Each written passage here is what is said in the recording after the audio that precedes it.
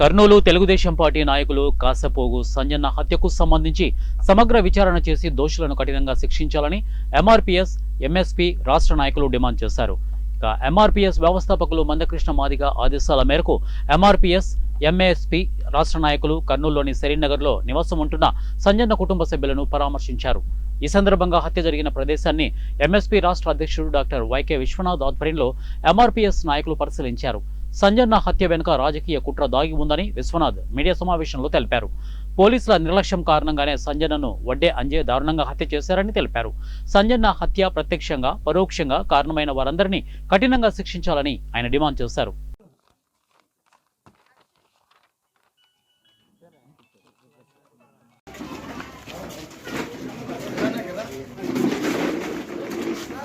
మందకృష్ణ గారి నాయకత్వం వర్ధిల్లాలి. మాన్యశ్రీ మందకృష్ణ గారి నాయకత్వం వర్ధిల్లాలి. జాతీయ జై మాదిగ, జై మాదిగ, మాదిగల ఐక్యత, మాదిగల ఐక్యత, మాదిగల ఐక్యత.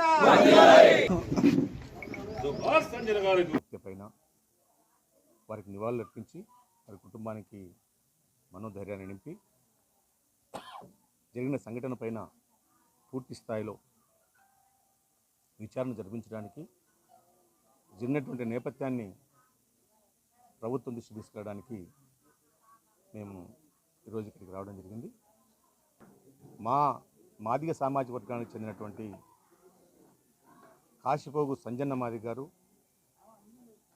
గత 30-40 సంవత్సరాలుగా ఒక సోషలిస్టు భావజాలంతో సమాజాన్ని అన్ని వర్గాలతో పాటు మేము కూడా సేవ చేయడానికి, ఈ సమాజాన్ని బాగుపరచడానికి మేము కూడా మా చేతనైనటువంటి సహాయం చేయాలనేటువంటి ఒక దృఢ సంకల్పంతో వారు ఇక్కడ ప్రత్యేకించి ఈ షరీన్ నగర్లో గత 3 దఫాలుగా కార్పొరేట్గా ఉన్నారు. వారు అదేవిధంగా కాశీపోగు సంజన్న వారి భార్య కూడా కార్పొరేట్గా ఉన్నారు. వారి కుమారుడు కూడా ప్రస్తుతం కార్పొరేట్గా ఉన్నారు. దీనిని బట్టి చూస్తే ఇక్కడ ఈ షరీన్ నగర్లో సంజన్న మాదిగ గారికి ఎంత ప్రజాబలం ఉందో, వారికి ఎంత గౌరవం ఉందో మనకు సుస్పష్టంగా అర్థమవుతుంది.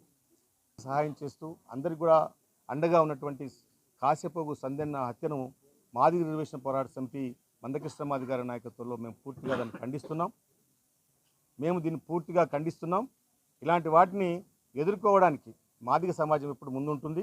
కృష్ణ మాదిగ గారి నాయకత్వం పూర్తి స్థాయిలో పనిచేస్తూ ఉన్నది. మా సమాజాన్ని మేము కాపాడుకోవడానికి ఇన్నిసార్లు కార్పొరేట్గా ఉన్నటువంటి ఒక నాయకుడిని కంట్లో కారం పొడి చల్లి ఒక రౌడీ షీటర్గా ఉన్న